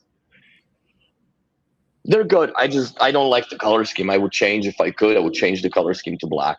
Like have the screen black and just icons pop out. I think it looks nice. But yeah, they do tend to be a little bit finicky. We had to actually individually assign them to different access points within the house, so they retain connectivity because they were hopping too much. But those are the things, you know, that client never sees, right? We just do whatever it takes to get done so they don't fuck around. Yeah. But I mean, I think remotes like this in a multi-room home, I think that there also should be, like, B&O doesn't offer it, but I think there should be a default engraving service that, you know, either icon of a room where it belongs to, so then you don't end up with all the remotes at one house or at one side of the house in one room. Yeah. So what were you going to say? Sorry. I think a lot of people, me included, were hoping that the Halo would be developed into a much more functional sort of TV remote, but it just it is and it isn't, right? But yeah. I think that the Halo really needs that $900 booster, which is the BLI, in order to properly shine. and that's just not the BLI. Then you need to invest in the lighting and a whole bunch of other stuff that you want to control with it. That's when it's really worth it. And it's also an occupancy sensor in a way too. If you put it wall mounted, let's say in the bathroom, and set up system modes that between midnight or 11 o'clock at night to 7, the lights just come on this much as soon as I walk into the room, and they do. Face the fact, how long do you spend in the bathroom when you are there in those times, right? You need to shut it down after a minute, and that's it. Like, there's so many things you can do that the Halo can trigger and do for you, but you have to invest quite a bit into that infrastructure in order to utilize the benefits of it, which it's not fair, but the way that they promote it, really, right? Because it kind of shows like it can do everything without anything, but then you need a lot of things to make it work. Yeah, also kind of the screen is a bit too small. Like I'm not even too bothered that it's like people will say it's a bit laggy or whatever. I'm not even bothered by that as much, but it should have been bigger, right? Because I don't know, this covers like 3/4 of it. The screen is about that thick, right? Like, yep. There's definitely too much that you can put on that screen where like I just can't touch it. Where like I'm sort of going like, I'm trying to touch this one thing, and I don't know if I did or not. Should carry that pen with a little touch screen bubble on it. But yeah, I use the Halo every day, but not for its original intent and purpose, which is audio control. That thing, if it turned down the volume in last 5 months twice or 3 times on the theater, that's too many. But every day it does all the lighting in the living room area, and also like I can turn on the lights in the Lego room per se. Because if you have buttons, you fucking put them on. I don't like the limitation of only having 8 buttons per 3 pages that you can make. Yeah. It's a little too little, even though it looks like a lot, because if it's zone remote, then yes, like it's fucking 24 buttons. So far, the majority of us are 35 and older, and I have a hard time seeing us 35 and older people to be as wanting to be on your phone all the goddamn time for your everything. Yeah. I mean, I'm semi-assuming through personal experience that like us people that are 35 and older, right, kind of want a remote. Like it doesn't all have to be in your phone. I wonder how many people sleep with their phones in another room that watch this podcast. If you're on a poll like that, do you sleep with your phone in a nightstand, or you leave it somewhere else in the house, like office, or for me it's the kitchen. I never bring my phone to the bedroom, because then I've noticed that with my girlfriend, because she sleeps with the phone on the side. First thing she does, she opens her fucking eyes and right into the phone. First thing to check. So I don't have that experience in my mornings, because I don't look at the phone, and I actually have it shut up until 7:30 in the morning, because I'm not on the clock, and I hate waking up at 6:30 in the morning. Well, I'm already up at 6:30 in the morning, but I don't want the text message that is sent in the group chat that has nothing to fucking do with me wake me up 1 second before my alarm goes off, because then I'm mad.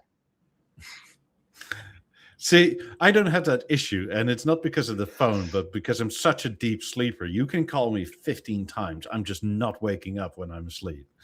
Well, if I drink bourbon and I go to bed, the house can burn down and I would die in with it, because there's no way. There's nothing that wakes me up. And it's not that I just get like wasted drunk, but if I have bourbon, 2-3 glasses, and I lay in bed, dude, I just like, there is Zippo. But I still wake up in the morning at 6:30 by default on the first or second chime of the BO time. Like, I'm so trained to that and attuned with that chime that I wake up every time. Yeah, I don't have that. If I'm asleep, I'm so asleep that Doesn't matter. somehow, right? If it's like help or actual danger, I'm up like that. But Yes. if somehow my unconscious decides this is bullshit, It's bullshit. Oh man, it's funny. But like yeah, I and don't have this the is phone with me. the thing is this is bullshit also goes for any and all alarms I set, right? Oh So yeah. I often set 6 alarms and I don't hear any of them. See, and that's where the benefit of BeoLiving intelligence shines, because I have the Beo time. As soon as the first chime goes off, there's a light yellow command that goes into the advanced IR. And that starts a whole sequence of things and dimming the lights upwards till I have to wake up because it's too fucking bright in the room. That happens every day. Yeah, I wish I had that. You're not far from it. No, like it's not that. Like my eyes aren't bothered by light. If I'm asleep, it can be like you can literally take a flashlight out and do that. Oh over my shit! No, face, I'd be and it's waking like, up cussing your ass out if you did that. There's no way I could sleep through that. no, I'm essentially in a coma, or I'm not. It's like it's one or the other. On or off. Oh, fuck. So yeah, a lot of people, I'm sure, are not too fast in our age. But yeah, so far 67% sleeps with it. So I do, yeah, but partially because like I'm never woken by it, right? And mhm. it's also to the point where nowadays, what's the point of wearing a watch when this thing goes with you everywhere? It's like Yeah, it's your fair. wallet, it's your everything, right? Including your alarm clock and you name it. It's your email. It's Well, people have more anxiety of losing their phone than their own death, right? Because when you're dead, you're dead. But when you yeah. don't have your phone, you're really fucked. Oh man, I how mean, I must say dependent we have become. there is a you. The problem I do feel is that, but this is slightly discipline, right? Is that I really try hard. Like if I wake up to look at my phone for the time and maybe turn my alarms off, and Mhm. that's the only thing I do. I try not to then open even Shit. Discord or Yeah. Twitter or email, right? Like no. Anything. Like okay, it's this time, click off and like okay, let's go up and do something before we actually get the phone on us again. Yeah, I'm so grateful for the BO time because you just roll it a little bit. It But turns on, sometimes tells you like the even time. on our Discord, it's sort of like oh something somebody asked something interesting, like ooh, and you wake up and you go, I wonder if there's an answer for X, Y, or Z, or Mhm. and it's like oh oh no, I really should, oh, I'm gonna look. And And yeah, 20 minutes later, since I'm already here, let's open Twitter, right? It's like and might within as well 30 check all the minutes, shit. Yeah. like you're mad as hell at the world and you've just woken up and it's like it's all burning down. God damn it. Yeah, the phones it's a disaster, man, with how much they took over our lives nowadays. Yeah. Gone are the days when you were just gone. Where's Willie? He went out. Oh, okay. What time is he gonna come back? 6, 7? Like, I don't know. So Yeah, the only time that really works, but it's becoming less and less if you go abroad. mhm. Like in by that for you and I at the moment that would probably be Europe or anywhere outside of North America. But I remember that not even 3-4 years ago, right? Where like getting data or anything like that in the US on a Dutch plan was so inordinately expensive that you just didn't. So Mhm. your phone was just in airplane mode for 2 or 3 weeks. And Yep. it's very strange because as soon as you're outside a Wi-Fi sort of area, it's like, It's just a clock. That's all it is. It doesn't do shit. Yeah. Yeah. That was my first Bahamas trip, right? Because I bought an eSIM, and dude, like, you don't realize how fast the gigabytes burn when you don't even do doom scrolling. It's just like the amount of data that it burns on shooting pictures to the office and back, right? Communicating. It's, oh my god, it was not fun. Like, we burned through a lot of data. I'm guilty too, but a lot of us should probably keep our phone outside our bedroom a bit more often. Maybe we should at least try it on the weekend to not have the phones in the bedroom. Yeah, I'm not saying that I went like full tinfoil hat with the, no phone and sleep on a grounded sheet and fucking blackout blinds, but it helps. It definitely helps. But I don't know. I've done it for the last 10 years that I've left my phone in the kitchen on the charger. I never had any. I don't know why. I just never really cared for having it close by.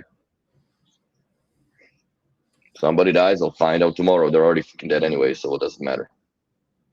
Yeah. Sandeep says, does anybody have any idea of whether B&O even think there is a need for a new TV remote? I don't think they think there's a need. I think they think there's a desire. The need may come from the screens not being produced anymore, but that then could be a long way coalesce with how many they have in stock, right?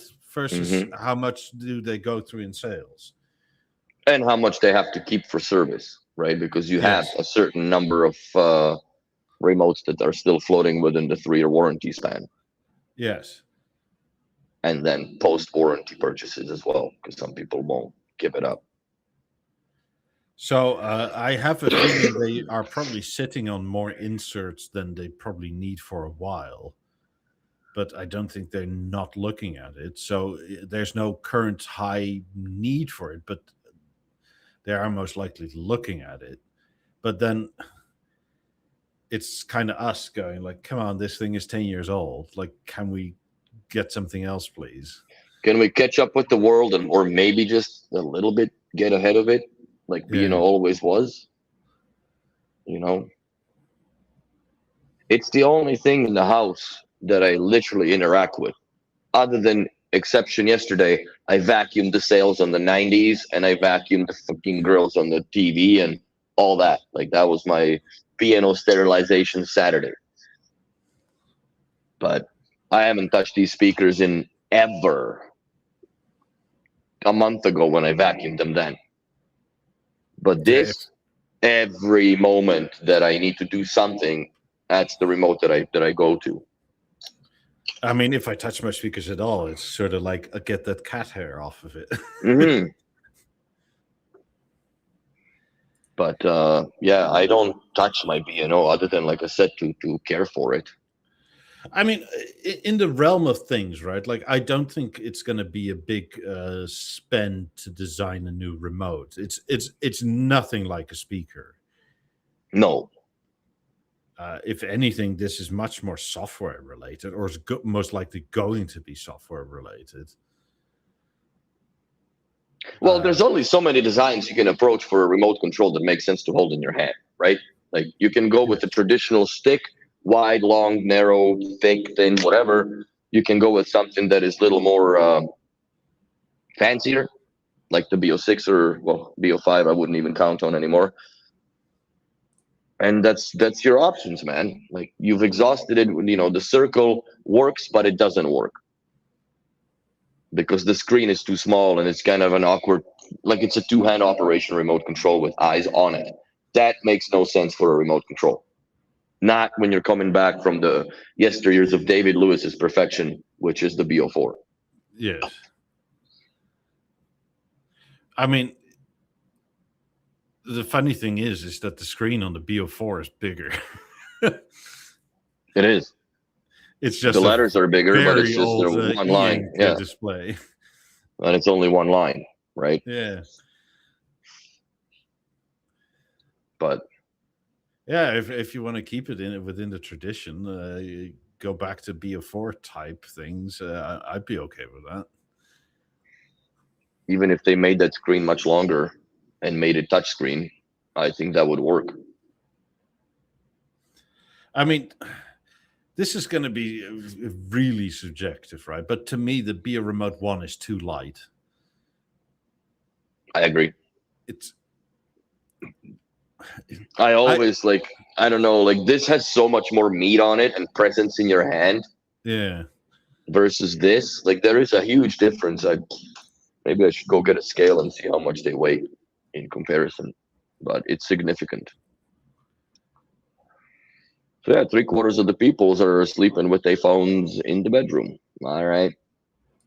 I'm the weird 26 or 25%, whatever you want to call it. Cool. Let's see. Do they list how heavy a Be a Remote 1 is? It's 144 grams. The Be a Remote 1. Is it with the batteries? I don't know. The dimensions and weight: 33 millimeters times 243 millimeters times 16, 144 grams. Okay. God, it's so old. It's designed by Thorsten. Yeah. This came out with Avant, man. Yeah. Back in the day. I'll put them on a scale and see what they are. OLED monochrome, 1.3 aspect ratio, 128 by 128 pixels. So the BO4 is 292.82 grams. So 293, let's call that. Yeah. And the Bio Remote 1 is 139.21, so 140 grams. That's including the batteries. Yeah, so that's 2x for the In BO4. BO6, since I have it here, 211 grams. It's cool BO5 too. 209 grams. It's not that much difference between those two in weight.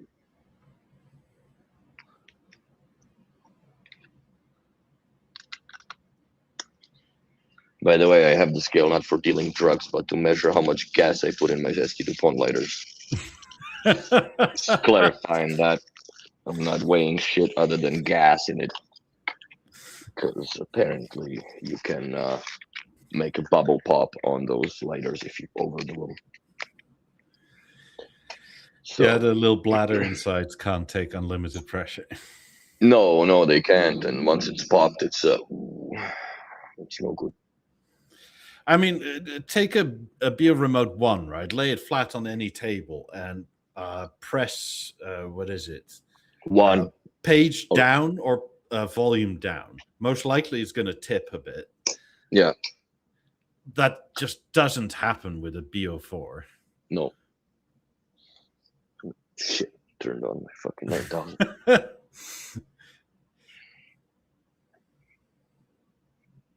But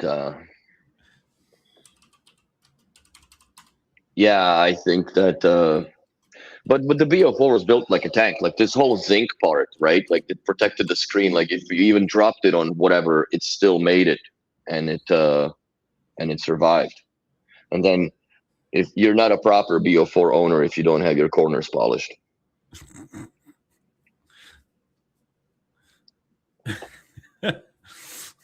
Yeah.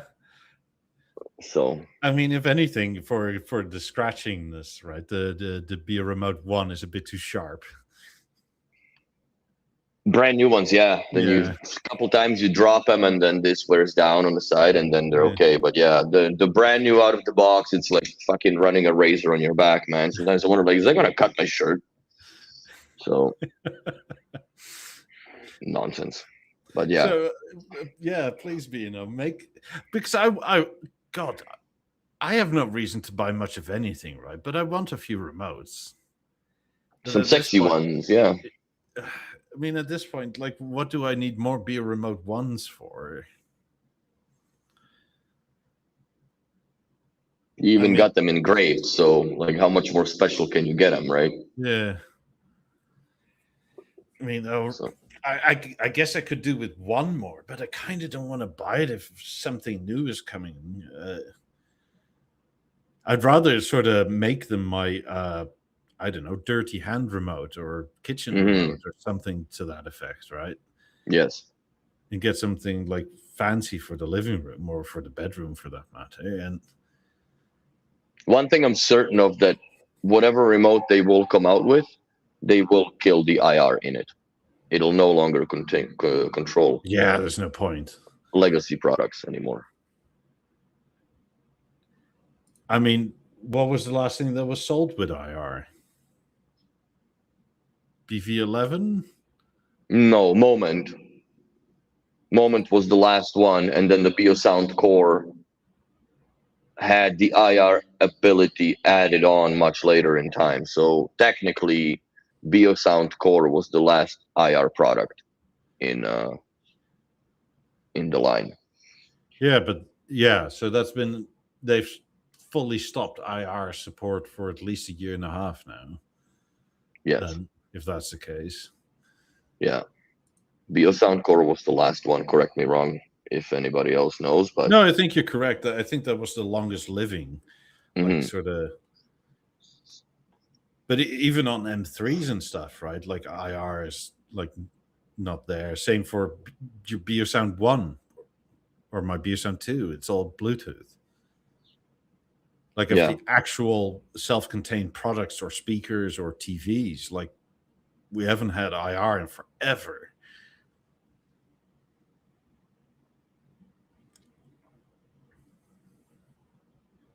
I mean, the Avant NG, right, was full Bluetooth.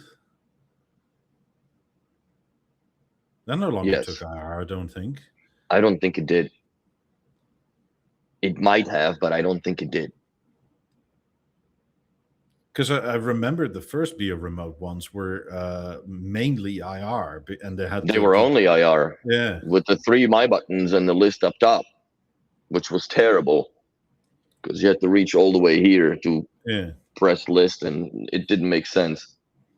And it still had the text, I believe, on it or some shit that wasn't like completely useless. So yeah, the Avant NG is when the TV stopped being IR at all. BV14 was full IR, full Bluetooth. It was both, yeah. Horizon, I think, was fully Bluetooth, and Eclipse was fully Bluetooth. But I think the Avant next generation was still IR.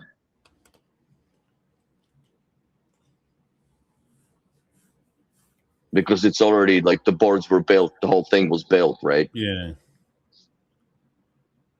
But that was the last television with IR, yeah. What? That was like 10 years ago. Yeah. 12. Because the Eclipse came in 2017. Yes. Yeah. Yeah, BB14 was full Bluetooth. There you go. So yeah, I think that the biggest problem that I have with this infrared nonsense is it's starting to get scary for large scale projects where your equipment resides in the rack, where you don't have the ability to control, like, let's say, DVRs or whatever from the TV provider, because their remote controls are also fucking Bluetooth or Wi-Fi or whatever, because they have the no voice thing, talking, whatever, right? Yeah. So you can't put anything on it, like, even though the theater has a ability to do the puck control, like, how do you communicate that into that little goofy box that no longer has an infrared? Yeah, you're gonna have to go puck to Bluetooth or something that goes or back. IP control, I guess. Yeah. But then you can't do it through the theater. You more or less have to do it through either Control 4 or I don't even know if BLI would be able to support that unless you write us something fancy in Lua.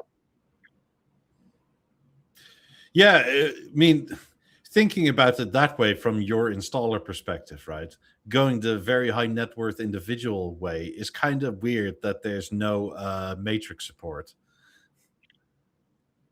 because Right. that doesn't compute. Because if you are the very high net worth individual, you're gonna have a rack somewhere with a matrix in it, so that all this shit works. And yet somehow the theater doesn't support that at all. You know what, I agree with you, but I don't think that having at this point of time, I don't think the matrix support really makes sense, because everything is built into the apps. Yes, you'll never get to synchronize, watching TV from in one place with two TVs synchronized perfectly. You don't get that. But there's very few that actually watch regular televisions now. So that need for the matrix is more or less obsolete. Yeah.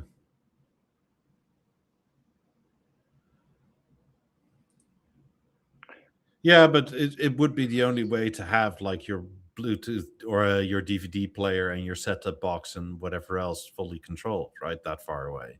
Now that nothing is IR anymore. Well, you have to run a freaking HDMI extender to the back of the theater per se from the downstairs, but you have to have a DVD player per se per every zone, right? Yes. Yeah. Then the matrix control doesn't make sense, or does make sense, but I don't think that that's no longer how people live conventionally. Like, nobody really has a matrix that they can watch Blu-ray in all the rooms. Or yeah, I get it when there's a hockey night or a game, right, that you want to have all the TVs play synchronized and all this shit. But, well, I guess in Canada it's a common occurrence because there's hockey and there's football and blah, blah, blah, right? So same in States. You guys all on top of that, you go fucking crazy on the baseball season too, right? So it kind of makes sense to have a matrix in the man cave, because you want everybody to be not able to look fucking anywhere without missing something, without not being able to miss anything. God, I've seen those houses. It's so painful. It's like a fucking NASA control room, man. Like, what are we doing here? Then you put the thing that, like, when they score, right, it honks and lights come on. I'm like, oh my god, that's sitting on a Wi-Fi connected to whatever. Dude, I've done it all. I've done it all, man. I've seen it all more or less, and I've done it all more or less. But there's always something new that stumps. It's just what it is. Not for me. Yeah, So, make a bloody remote. Make it touchscreen, make it BO7 Please. or something like that. Like, keep the BO Remote 1 for all I care, because I just want something else as an option. And put a decent resolution on the display too. Yeah, but that should be quite easy, right? Like, if our phones can be 4K or above now. Exactly. Surely it can't be that hard. Like little windows, I could do 48 by 248 pixels, bro. Yeah. I mean, ask your local intern if you can see the pixels. If not, it's probably good enough. Mm-hmm. Well, with my eyes, I don't think I can see the pixels. No, I don't see the pixels. I'm having a hard time when I have to name products. I'm like, oh my god. My eyes have gone way further than I'm willing to admit. But you're gonna have one of these things going on pretty soon. Soon enough. Oh man, I'm gonna be like Brad in Vancouver with like 4 different pairs of glasses when he's fixing stuff. Don't look in the sun, bro. It'll burn a hole straight through your head. Yeah. On that note, thank you everybody for watching. Hope you have a good weekend and week, and we'll see you all next week. See you on the 389. Bye. Bye.